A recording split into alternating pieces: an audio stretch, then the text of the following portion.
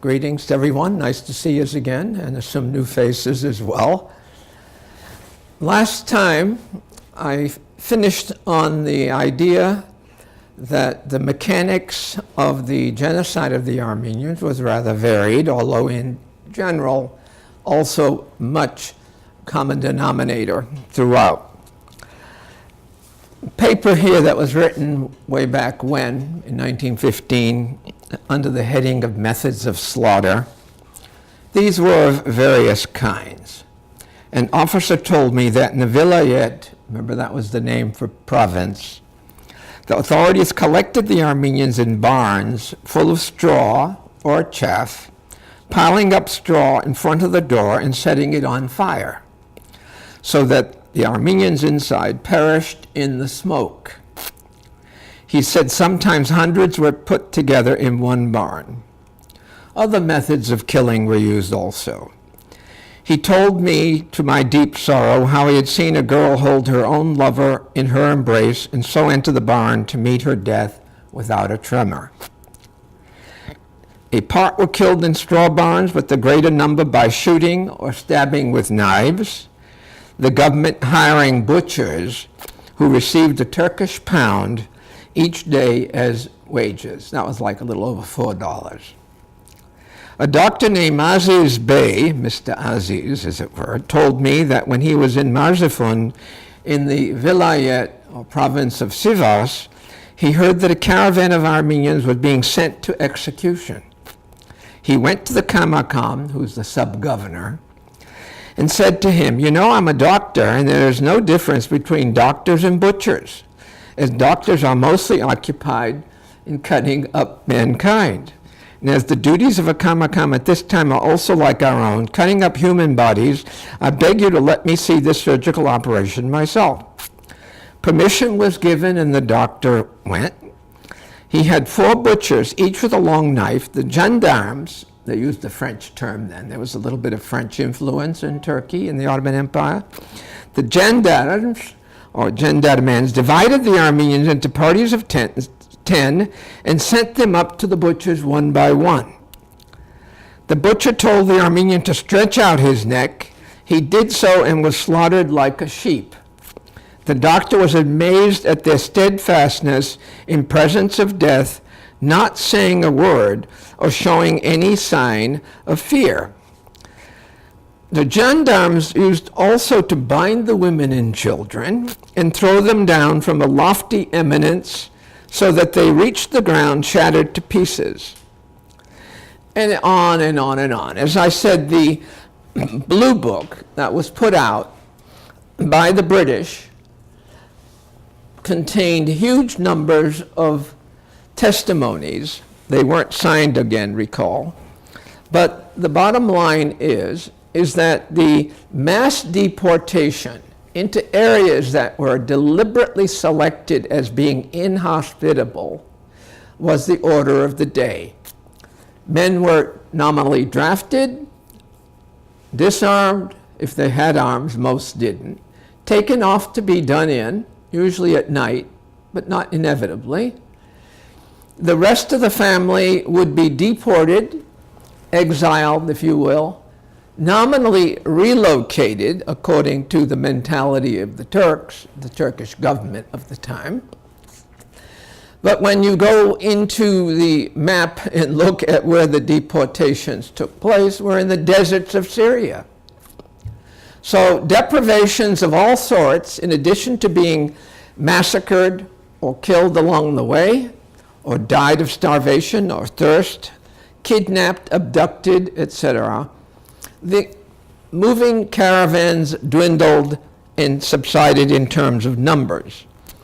Now, many people who choose to espouse the Turkish point of view say, well, you know, you're calling it a genocide. It wasn't.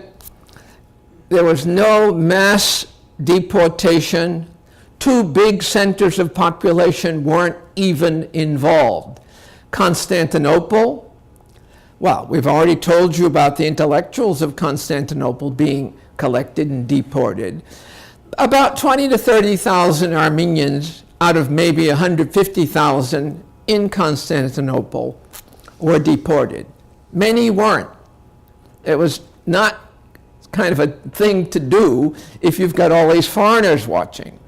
Smyrna, the other great city on the coast, largely Greek, but quite a few Armenians and Jews as well, that city wasn't touched. But the reason for not being touched was that the German general in charge said, look, it will interfere with our operations, and by no means are you going to clutter up the roadways with Armenians being deported.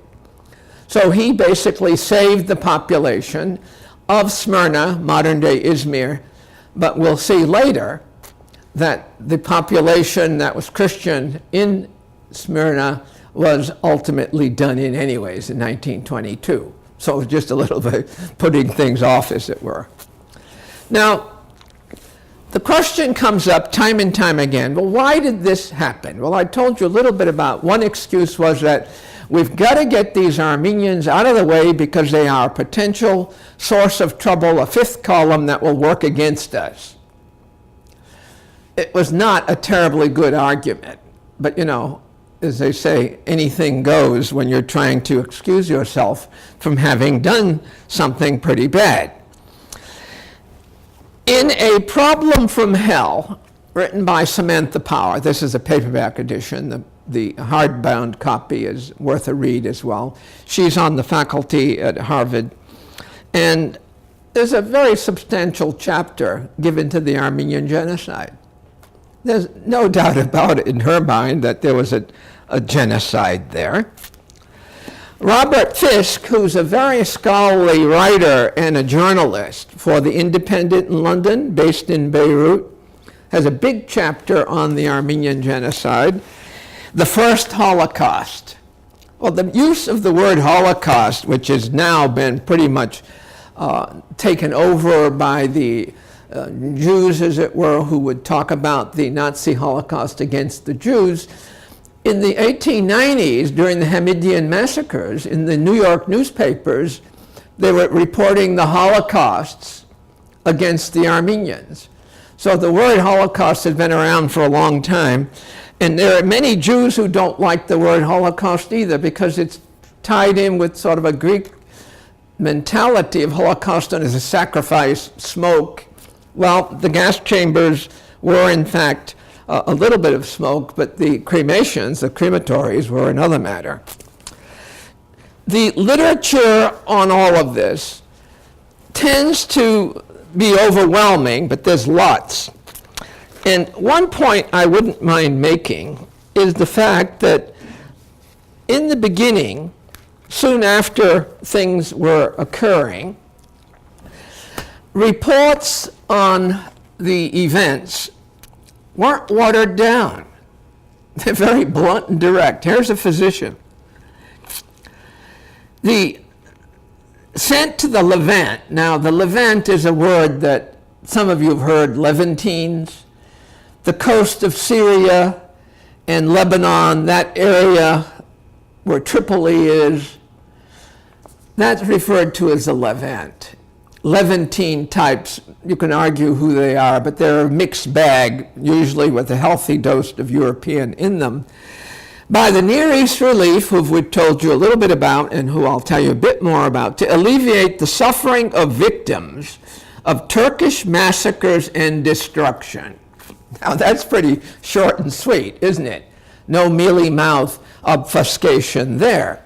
Very clear cut. Now, getting back for a moment on the why were the Armenians done in, as I put it. Well, some scholars have said, look, they pushed the envelope a little bit too far. They were looking for tremendous reforms in a system that was not able to reform. You know, you're wanting blood from a stone. You've got a culture that demands superiority. You're inferior, and the minute you start becoming a little bit come-uppity, well, who do you think you are? Some have suggested that things gradually went that way, it got out of hand, and the real experts say, look, no way. It was planned, it was premeditated. And as a result of that, you can agree with Raphael Lemkin that it was absolutely a genocide. That's one of the requirements. You have to plan it. It's got to be deliberate. It can't just happen. Massacres can just happen. Now, a lot has been written, as I said, and I've dragged in all these books not because I want to impress you, but to point out to you that these aren't just hearsay, so-called impressions. This is just a tip of the iceberg. There are thousands of books written, and the literature that goes with them, in other words, the primary literature, the historiography of genocide. And I want to use a phrase here used by a fellow who's a professor of Armenian Studies at the University of Michigan in Ann Arbor, who said years ago when he was still a young postdoc, he said, look, the Armenian genocide is not a historiographic problem, it is a political problem. It's a political problem.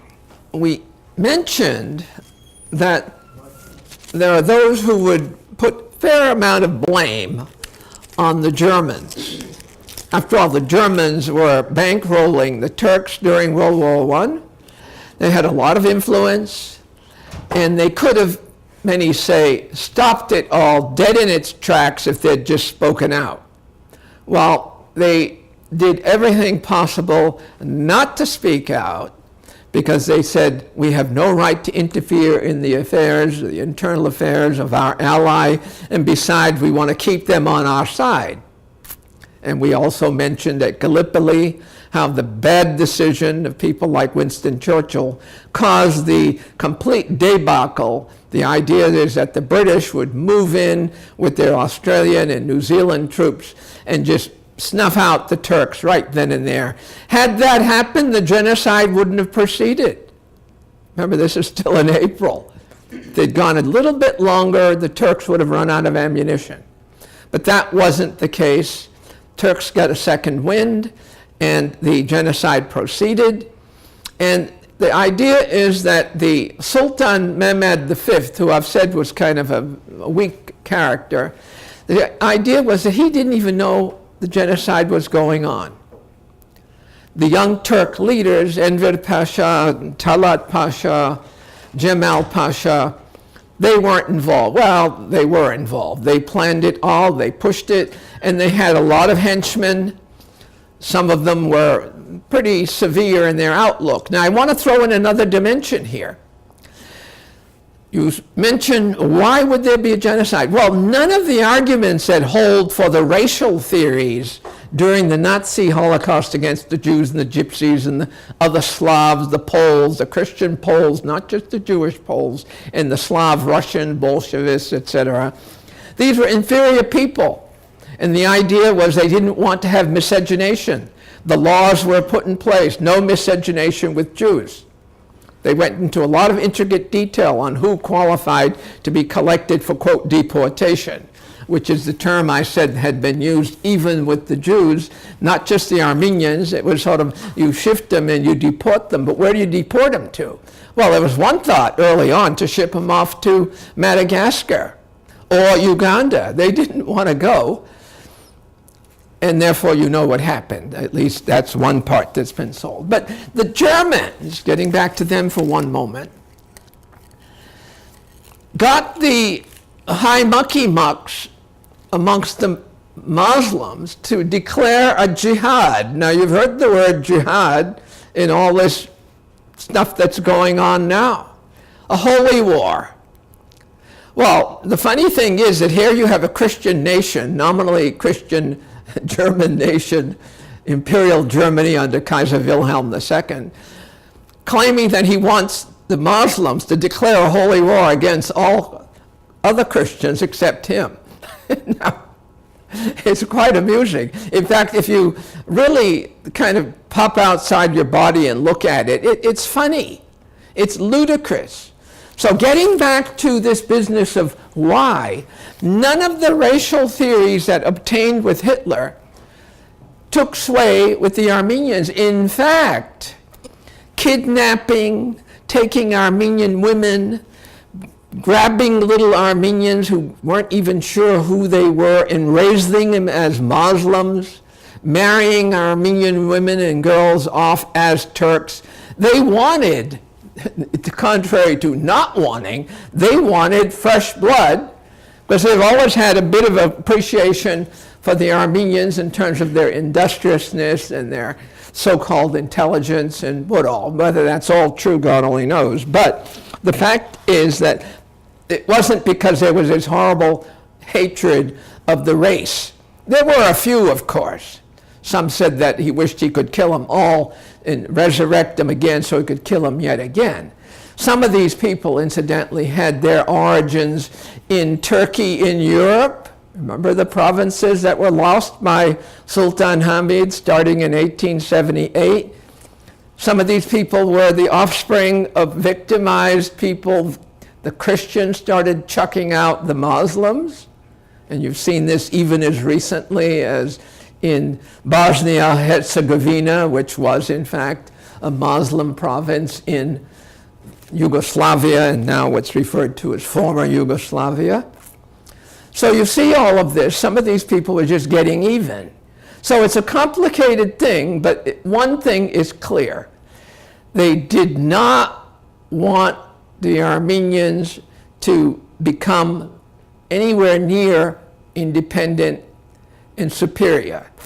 And the sad part is that, as Tenor Akjam's book, one of his books is called A Shameful Act, is that many of the Turkish sultans used to refer to the Armenian millat, the Armenian nation under their patriarch, is the most faithful of the minorities in the empire, other than the Muslims. They were called the Sadika, the faithful people, because they caused the least trouble. And there you have it. Now, the business of describing what was going on took place in 1915. A lot of word got out. The consuls were sending telegrams, some of them coded, others not, to Constantinople, to the American embassy, and we'll see a little bit more. There's a series of articles written by Henry Morgenthau. Henry Morgenthau was Jewish from New York City, had German roots. They were rather early immigrants to America. And his son, Henry Morgenthau Jr., was in fact one of the big shots in the Roosevelt administration during World War II. Now,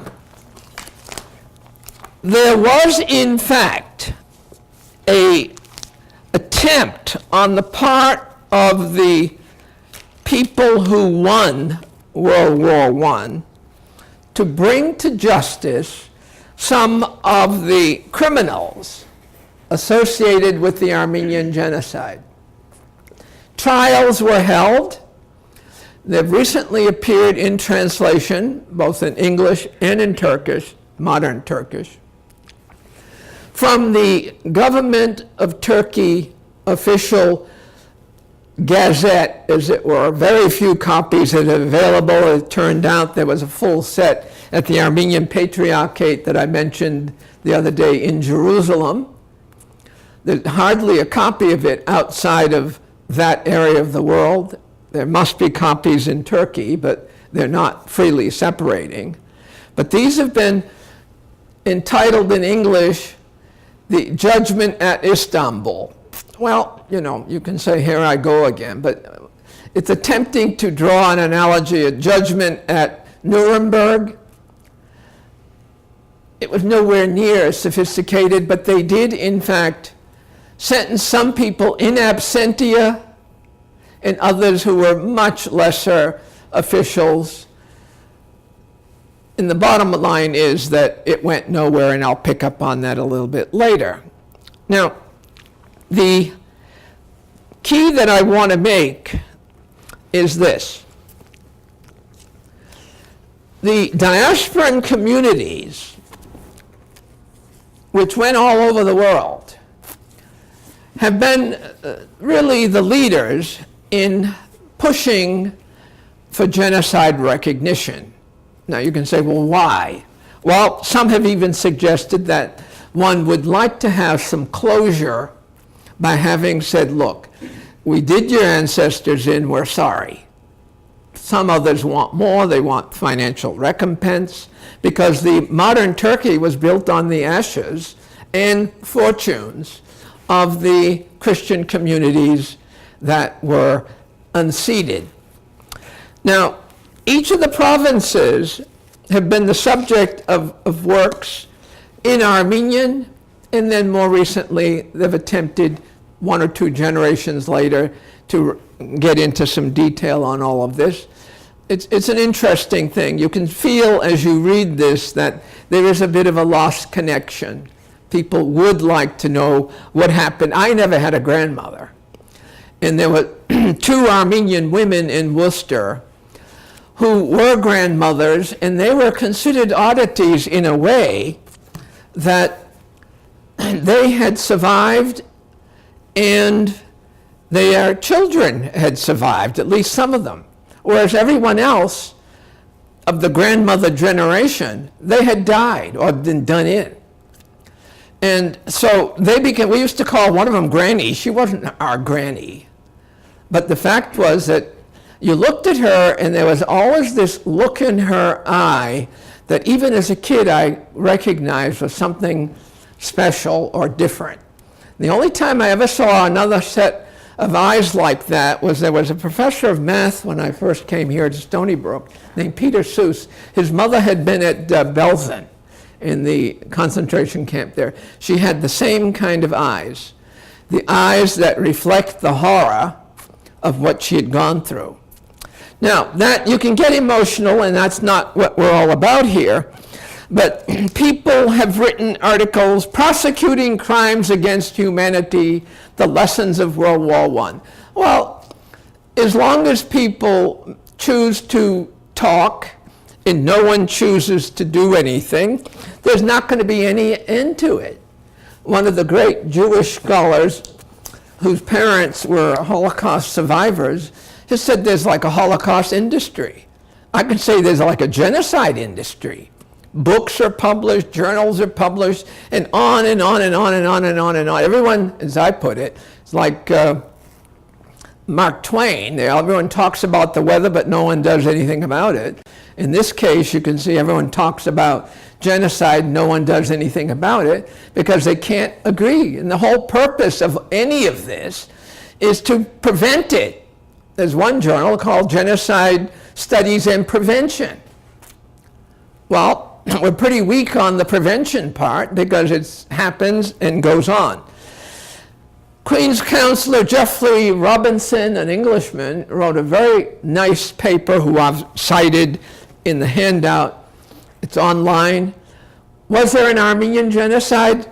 I don't like the title here either, because I was taught 100 years ago by pretty good teachers that when you ask a question, the answer is usually no.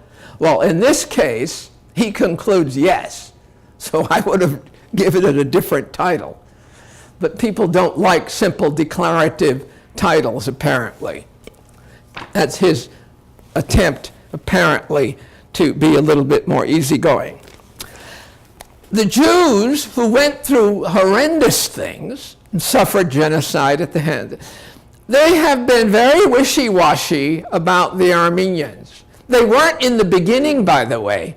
When it was all happening, they knew what was happening, and they even participated in trying to work against the Turks in Palestine area, the Neely spy network, about whom I don't have time to talk, but there's some of the Aronsons did a lot of good.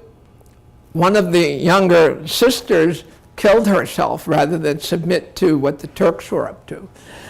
Here's a book written by Yair Oron, who is in fact an Israeli, The Banality of Indifference, Zionism and the Armenian Genocide. He points out here in no uncertain terms that there was a genocide. People knew about it. The literature is extensive. I have here somewhere in this pile of whatever, that the documents of the many documents, of course, but the point is the documents before the final solution. Let me read this to you. The news coming from Germany and all the territories under German rule or occupation are most distressing. In Poland, many Jews have been killed by the German troops. I need not give you a detailed description of the horrors connected with the invasion of Poland by the Germans and the treatment meted out especially to the Jewish population, but not only the Jewish population. I'm afraid we shall have to face the fact that under German rule, 2 million Jews will be annihilated, if not in not less a cruel way, perhaps even more cruel, than the million Armenians have been destroyed by the Turks during the last war. That's just an example of a document that is in these extensive archives of the Nazi Holocaust against the Jews.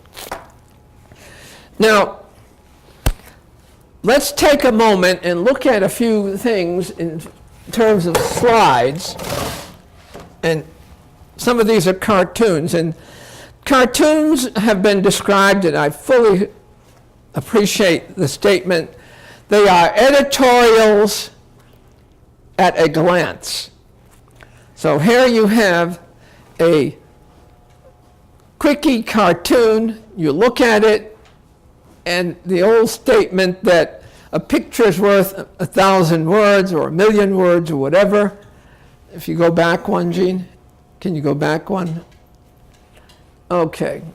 This is a Dutch cartoon by a very excellent cartoonist. And here you have the Turkish Ministry of Denial of the Armenian Genocide by Turkey in 1915. Foreign Pressure Office, Adulteration of History Department, Censorship Office, Intimidation Department, Put to Silence Department. That tells you in a nutshell the mentality that's associated with denial. There was no genocide. Using every single device to deny it, because people do not like what some have referred to as the G word. It's the crime of crimes, the worst crime. No one can be called a genocidist or an outfit that would commit genocide. You immediately think of someone who's a really wretched individual. They don't come anywhere, as it were. Now the laws, the next slide, on all of this, and there's a slew of them. I've brought 3, and if you take the trouble to lift them, they're very heavy. Genocide in International Law, 2nd edition. Human Rights Module, Crimes Against Humanity, Genocide and Other Crimes Against Human Rights and War Crimes. You see all these things. Introduction to International Criminal Law and Procedure. I can tell you one thing. They mean well, but they don't have much clout. Talk's cheap, it takes money to buy whiskey. What's the mentality behind denial? We've seen that one Dutch cartoon, which is contemporary. Let's go back to the Hamidian massacres. Here are some Kurds committing atrocities against Armenia, usually pictured as some poor young maiden Turkish revenues. This is John Bull. You know who John Bull is? He's the caricature version of the British Empire. He's sitting there a little bit distressed. John Bull's dilemma. Well, if you say too much, the Suez Canal, all of these things were money. Next slide. The Dutch and Germans were also in the caricature cartoon trade. Kletterdutch, which was a German thing. The sick cow, Armenia. As I told you, they were talking frequently about the sick man. Sultan Abdul Hamid was sick, And very frequently, they would show the physician in charge using the old enema injection technique that was always used in those days. A good bowel movement was supposed to cure everything. Here's the sick cow, Armenia, being kind of bled to death, and yet expected to give milk. The milch cow is on its last legs, and the Europeans are there trying to do a little bit last minute. The asperges, this is the sprinkling of water, as in the church, giving blessings. The next slide will be equally telling. This is a Dutch one. They've put out cartoons, and this is really great, I think. This is John Bull giving classes on how to be a son of a gun. There's in 1901. The snake, Chamberlain, not the Chamberlain from World War II. A rabbit, Edward VII, timid. A fox, Cecil Rhodes, after whom Rhodesia was named. An absolute tyrant on the African continent, made buckets of money. Here's Sultan Hamid taking lessons, and here's Uncle Sam in the back row. Here's Kaiser Wilhelm. There's the Emperor of Germany, sitting there kind of being a little bit disappointed. And this is Leopold of Belgium, who did some horrible things to the blacks in the Belgian Congo, collecting rubber, etc., all of which qualify to be called genocide according to the laws that were pushed forward as a result of Raphael Lemkin. Next slide. Now, here's Morgenthau. He was a good guy. He wrote a book published out in Garden City, Long Island. And of course, he had some right-hand men who were important to his staff. These two happened to be Armenian. One of them was a trained lawyer. He depended on him heavily, brought him to America. But the reports that he sent out have been bad-mouthed by the modern Turkish governments as being propagandistic. And one fellow has even accused him, well, he didn't even write his own memoirs. Well, how many presidents do you know that write their own memoirs? So that becomes the biggest problem. They find a little nit here and then make a big deal out of it. The whole picture is this. If you go to Eastern Turkey today, why aren't there any Armenians there? There may be a handful who converted to Islam, but all the others decided to leave? Yeah. So the business of his reports, which he was really funneling routinely, and he sent word to America by cable, tell Cleveland Dodge and others to get their act together and see if we can collect money to help the remnants that are still dwindling as they move southward into these horrible deserts. The next slide. Now, I mentioned to you that the Protestant missionaries had put in place during the Hamidian period a lot of machinery to process money for the missionaries to do construction and building. The Americans, like many others, had what they called special privileges in the empire. They had forced from the fairly early on what came to be called the capitulations. The word capitulation in this case doesn't mean that you have capitulated or yielded. Rather, these capitulars in Latin being a chapter where you are given certain privileges. As foreigners, Americans were to be tried in American legal system courts, not in the Turkish courts, which everyone knew were outrageously corrupt to begin with. This fellow here, William Pete, was a terrifically good guy.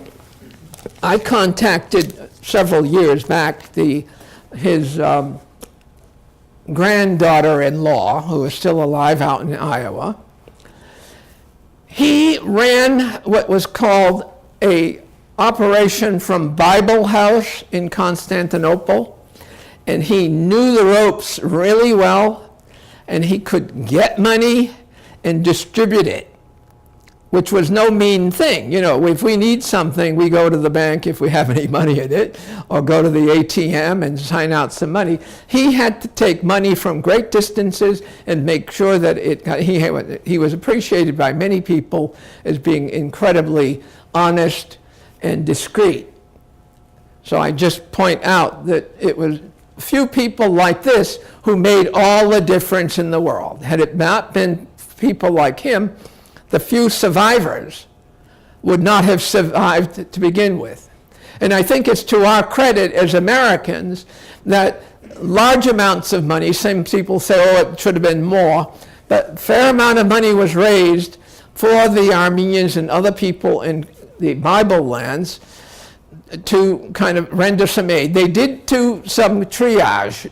They decided that they better give the most help to the young orphans. The older people were, maybe they'd had it, maybe they were too old, but if you got an operating room, you're going to pay attention to the kids better than someone who's 98 years old. That's what you call triage, if you don't have enough to go around. But the orphans were particularly well looked after, and that was a very delicate thing to do too, because as part of the Turkish system, the idea was to Islamize these kids and move them into the population. Next slide. Now there's a lot of cartoon work, but here is the apostles of God, God with us, Gott mit uns, that was still used during World War II, by the way. Here you have Kaiser Wilhelm, the Austria-Hungary, Mehmed V. Here they are with the, of course it's making fun of them. God is with us as we perpetrate these outrageous atrocities. Next slide. Now, Harper's Weekly was one of these illustrated things. The Brooklyn Eagle, by the way, which is it's a newspaper that still is published. They were big on cartoons, but here, First Ally. These are from a London Zeppelin raid. You know, the big dirigible Zeppelins. Second Ally, these are from the Armenians. So this is Kaiser Wilhelm, you see all of his medals. This thing here happens to be a Turkish medal bestowed upon him by Sultan Hamid. That was a big thing, to give people medals. You can buy them on eBay now for a couple $100 if you're lucky. They're not worth it, they're mainly tin. Next slide. Although I must say that he was generous. The imagery of a Christian people being crucified, they played that to the hilt. Now, the Armenians were, for the most part, in that day and age, pretty religious. Blind faith, maybe. In fact, as the statement used to say, why did not the heavens go black? Some people did lose faith as all of this was happening, saying, well, how in the world can we say there's a God when we're being done in and nothing is happening? That allays our problems. But here's the cross of iron. There were crucifixions, by the way, but not like that, a lot more crude. We won't need to go into that. Next slide, please. This here is the final chapter of Armenia about to be written by a cartoonist named Morris. Finish, the end. Okay, all these bodies, the ravens, crows, vultures. They said the smell was so bad in some cases that the wives of the Kurdish chieftains along the way complained that the stench was too bad. And one of the Americans who insisted on going with the deported Armenians from the area of Sivas, somehow she managed that no one else was given permission, but Mary Graffam, she went as far as a town called Malatya, and by the time she got there, they said, what are you doing here? You've got to go back. You can't go further. Well, they had her stay there. She had to use phenol on her carbolic acid, with open bottle on her windowsill, because as the masses went by with bodies that were rotting and stenches had to be somehow ameliorated, and that was done with phenol. Next slide. Here's the German eagle. How goes it, dear ally? The turkey buzzard. Okay. The Armenian question is settled. Remember I told you last time that one talked about a question? What was the Armenian question? Even book catalogers in various libraries still use that as a cataloging device. Next slide. You can see it looks a little bit like Mehmed V with his nose. They were very good for caricatures. Next slide. Okay, now, again, I have to jump ahead because we can't go into too much detail. This is an Armenian map with a little bit of English here. When the war was finished, the problem is that there was a last-ditch effort to wipe out the Armenians who had been able to withdraw, some of them, from the eastern areas around Lake Van into what was to become ultimately Soviet Armenia. They moved in. Here, the word for Turkey, incidentally, never was Turkey. Tajikistan, which sounds like Tajikistan, one of the Central Russian republics during the Soviet era. The last movement against the Armenians was finally thwarted by a last-ditch effort by the Armenians at the Battle of Sadrabad, which is seen as a crucial battle that saved the country. Just a little bit. But in that area is where the survival of the nation began. Now, if we turn the lights on, we can see here, the denial still continues. Now, we can turn off that light, thank you.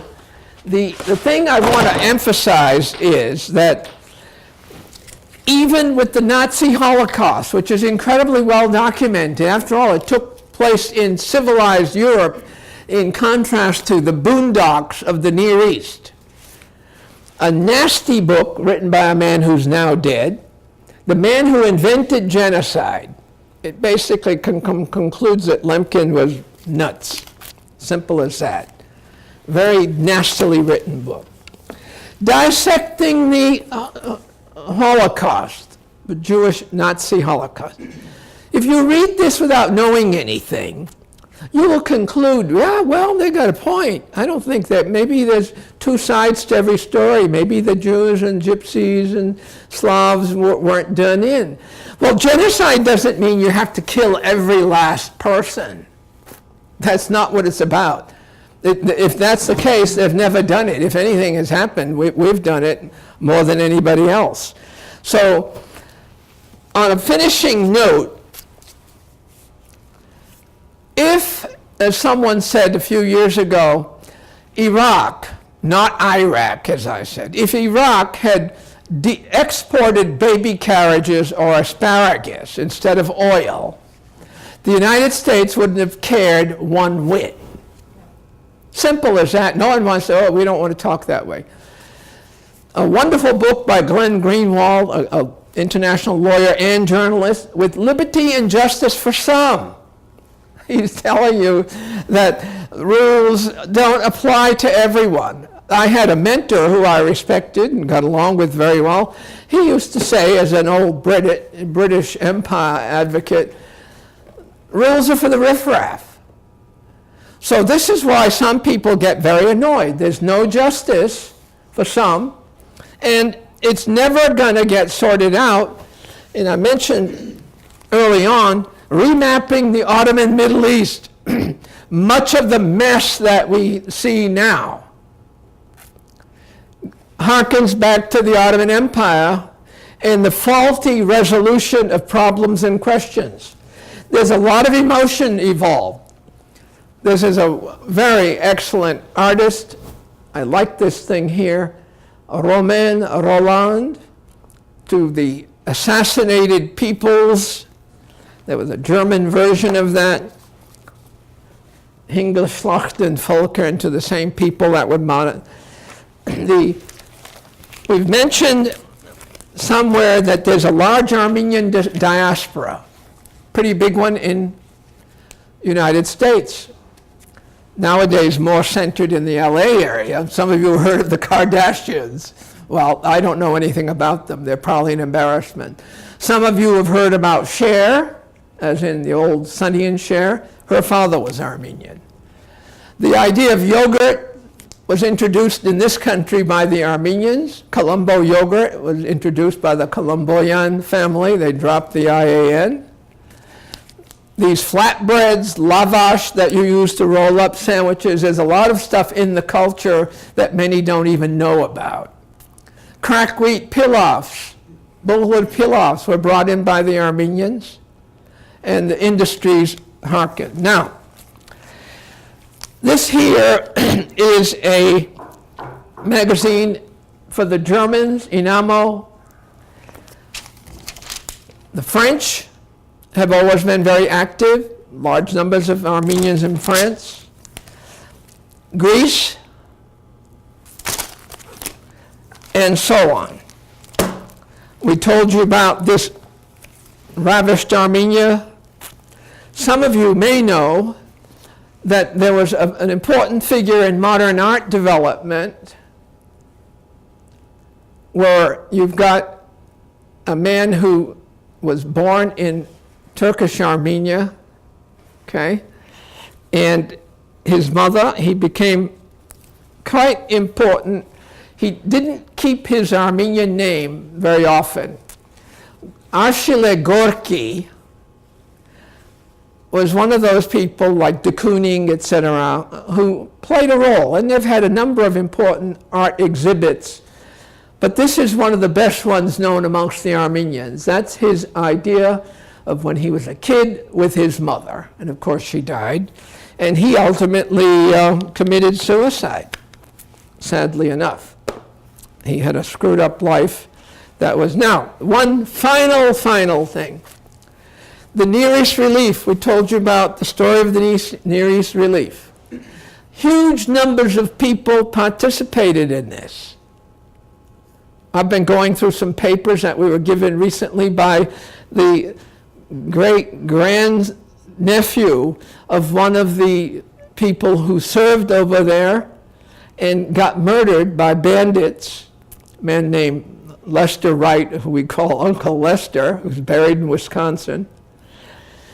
Those who served in the Near East Relief really were patriots and heroes, beneficent workers, and they gave them a medal. They deserved it. You can't believe what these people went through. And they wrote back stories that will curl your hair. In terms of just one statement that I want to draw attention to is that mention is made of the fact that I can't find it easily, so in the interest of saving time, they said the largest orphanage in the world is not in New York or Chicago or any of the great cities of the world. It's in Armenia. The largest orphanage had 10,000 kids in it, some of whose pictures we showed you yesterday, or last week or whenever it was. And the business of saving the nation. So the United States, through its Near East Relief, essentially saved the Armenian people in large measure from extinction. But that's not only that. The Armenians were helping themselves where they could. The Egyptian Armenians had started up an organization that still functions called the Armenian General Benevolent Union. They used a lot of money in that period to buy back young girls and women who had been taken into Muslim households who were not going to be willingly given up. The mentality was, look, we've taken these kids in, we've fed them and clothed them, now you give us some money or else we're going to be troublesome. So they used to spend money buying kids back. War crimes, genocide, crimes against humanity, journals, we've got an article in here, Gene and I. These are all well and good, they're important, but we can't help but say do we make a difference? Only when people identify with each other and not say, well, why should I give a hoot about the Armenians? I'm not Armenian. It's only when you see the common denominator of humanity in that whatever happens to everyone is the equivalent of happening to us. And that's why it's important for us to realize that we're not so wonderful as a people. We have great aspirations. We've got a lot of good points, but we need improvement too. A young fellow named Nick Terse, doing his doctorate, went into the National Archives down in Maryland, talking to one of the archivists, and they were looking for post-traumatic stress disorder and the like, and came across a treasure trove of documents from American committees that had looked into the atrocities of the Vietnam War. Absolutely no doubt that these weren't just a few bad apples that caused trouble. It's institutional. And we're not bragging about it either, and neither do we brag about what we've done to the American Indians, our Native Americans, a book by Ward Churchill, and he's usually dismissed as being an alarmist. If you go into the American Indian reservations in our Southwest, you're horrified at the fact that there's no electricity all over the place. So we've got a lot of work to do, and I think that the impunity angle, which I could work on for another month, is that some people are more equal than others. And it doesn't hurt to have money, but as I used to say, you can't fight City Hall, perhaps, but you can sit on the steps.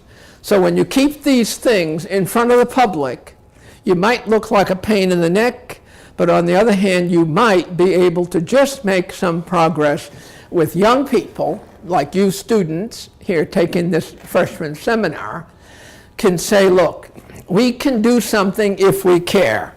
Now, I'm going to finish up on a high note. Howard Zinn was a professor at Boston University. He's dead now. He died a few years ago. An incredible man from New York. Taught for years at a small college down south, Spelman College in Atlanta. He was chucked out because he was rabble-rousing too much against the black community, kind of inciting them to, not quite to riot, but he made them more aware. Ended up at Boston University. But he's written this marvelous book. He's written all kinds of great things, A People's History of the United States. Historians tend to want to write high and lofty, detached analyses. Remember I told you that's when you become a really elegant historian is when you're not there, or maybe you're out to lunch, wherever. His is very different. It's from the perspective of the people. And everyone wants to emphasize that the whole business can move forward if we have grassroots movements. If things are being done by our government in our name and you don't like it, say so. Most people were very much heartened by the Occupy movement. We went down to Zucchini Park, as one of the scholars put it, because he couldn't remember what it was called. It sounded like zucchini. And the bottom line is that that's a good sign. People care, and they can care a bit more, because if we don't care, we're not going to be around to care about anything, much less the Armenian Genocide. Nobody's genocide. We're going to do ourselves in with global warming, whether we know it or not. Another thing that I want to leave you with, if you don't know about it, I've mentioned it once before, it doesn't hurt saying it once again, Amy Goodman's Democracy Now! There is, in fact, a program on the Armenian Genocide that is referred to in your list. Everything is archived, so you can go back and get it. Professor Peter Balakian from Colgate University, who's a poet and a professor of English, as well as a person who has studied the Armenian Genocide and written about it. is one of the people that is being interviewed in that program. And on yet one more final last note, because here on Long Island there's a reasonable Greek community, there's a volume, again, to which Gene and I have contributed to, called The Genocide of the Ottoman Greeks. What happened to the Armenians happened on a slightly lesser scale, but nevertheless significant scale and real scale, and later to the Greeks. The emptying of Asia Minor of the Christian minorities is seen to have finalized itself in 1922 with the burning of the largely Greek commercial city of Smyrna on the coast. And of course, I could again go off, but I'll just say that they picked up again with the Kurds, the Turks picked on the Kurds, and they picked on the Greeks again in the 50s by heavy taxes and the large outsurge of Greeks during the Cypriot problem, which still hasn't been resolved because Cyprus is still divided into the northern Turkish Republic of Cyprus, and the south is identified with Greece. So it goes on and on and on, and there's a book written, Will Genocide Ever End? We can hope that it will, but it's kind of hard to be terribly optimistic.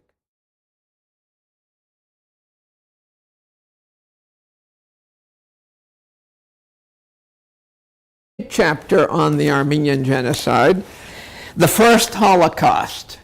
Well, the use of the word Holocaust, which has now been pretty much taken over by the Jews, as it were, who would talk about the Nazi Holocaust against the Jews.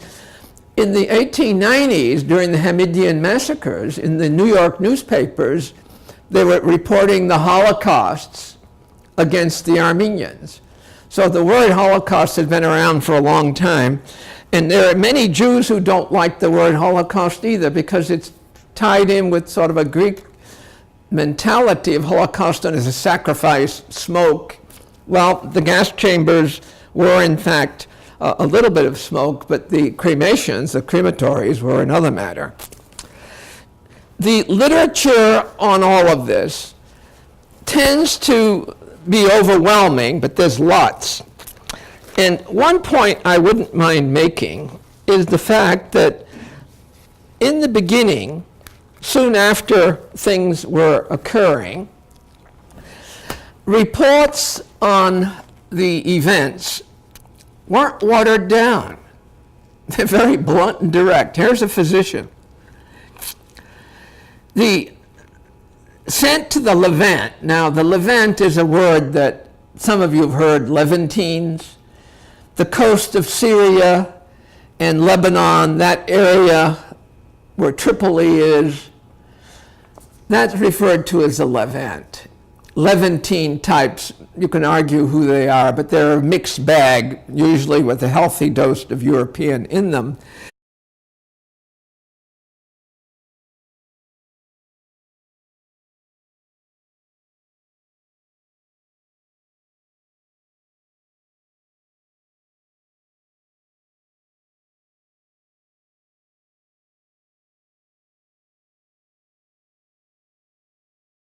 Greetings to everyone. Nice to see you again, and there's some new faces as well.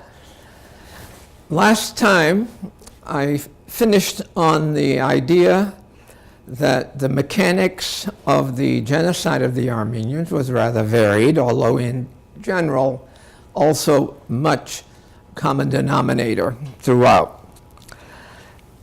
A paper here that was written way back when, in 1915, under the heading of Methods of Slaughter. These were of various kinds. An officer told me that in the vilayet, remember that was the name for province, the authorities collected the Armenians in barns full of straw or chaff, piling up straw in front of the door and setting it on fire, so that the Armenians inside perished in the smoke. He said sometimes hundreds were put together in one barn. Other methods of killing were used also. He told me, to my deep sorrow, how he had seen a girl hold her own lover in her embrace and so enter the barn to meet her death without a tremor. A part were killed in straw barns, but the greater number by shooting or stabbing with knives, the government hiring butchers who received a Turkish pound each day as wages. That was like a little over $4. These foreigners watching. Smyrna, the other great city on the coast, largely Greek, but quite a few Armenians and Jews as well, that city wasn't touched. But the reason for not being touched was that the German general in charge said, look, it will interfere with our operations, and by no means are you going to clutter up the roadways with Armenians being deported. So he basically saved the population of Smyrna, modern-day Izmir, but we'll see later that the population that was Christian in Smyrna was ultimately done in anyways in 1922. So it was just a little bit putting things off, as it were. Now, the question comes up time and time again, well, why did this happen? Well, I told you a little bit about one excuse was that we've got to get these Armenians out of the way because they are a potential source of trouble, a fifth column that will work against us. It was not a terribly good argument, but you know, as they say, anything goes when you're trying to excuse yourself from having done something pretty bad. In A Problem from Hell, written by Samantha Power, this is a paperback edition, the hardbound copy is worth a read as well. She's on the faculty at Harvard, and there's a very substantial chapter given to the Armenian Genocide. There's no doubt about it in her mind that there was a genocide there. Robert Fisk, who's a very scholarly writer and a journalist for The Independent in London, based in Beirut, has a doctor named Aziz Bey, Mr. Aziz, as it were, told me that when he was in Marzifon in the vilayet or province of Sivas, he heard that a caravan of Armenians was being sent to execution. He went to the Kaymakam, who's the sub-governor, and said to him, you know, I'm a doctor, and there's no difference between doctors and butchers, as doctors are mostly occupied in cutting up mankind. And as the duties of a Kaymakam at this time are also like our own, cutting up human bodies, I beg you to let me see this surgical operation myself. Permission was given, and the doctor went.